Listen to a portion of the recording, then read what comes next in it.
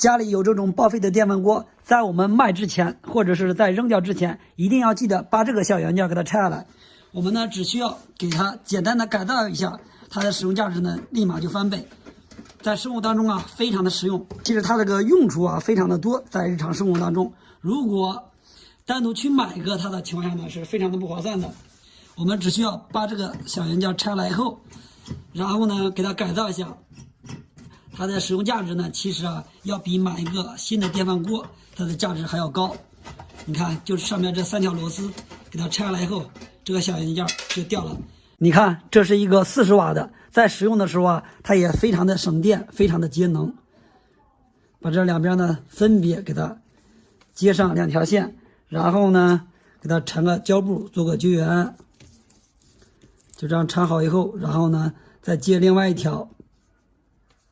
一样也是缠上绝缘胶带，就这样接好线以后，然后呢，找一个铁的东西把它固定起来。等会儿呢，我们使用的时候就会更加的方便一点。还是在这个螺丝孔这边啊，拧个螺丝给它固定一下。固定牢固以后，然后呢，我们就把上面这个电线插头给它插在插排上面。我们用它可以做什么呢？你看啊，像家里的一些 LED 灯用一段时间就坏掉了，像这个灯珠坏掉以后呢，我们用电烙铁是没有办法拆掉的，有时候呢直接给它短接起来，但是呢有很多人说不耐用，最完美的解决方法呢还是更换上面的小灯珠，用它拆还是用它装灯珠都是非常的简单，非常的好用。其实它要比电烙铁使用起来更加的好用啊。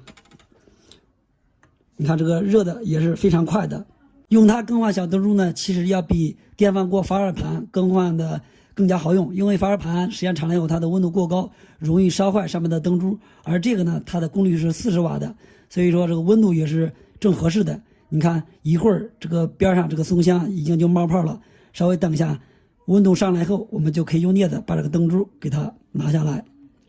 现在温度还有点小，哎，可以了，你看小灯珠就这么轻轻松松的就可以把它给拿下来了，是吧？然后呢，我们可以再找一个报废的灯，在上面找一个合适的灯珠啊，就是不坏的灯珠。然后呢，还是按照同样的方法，就这样呢，给它放上去。可以很快的拆灯珠，也可以很快的往上面安装灯珠。你看这个电饭锅里边这个小元件是不是非常的实用？是不是？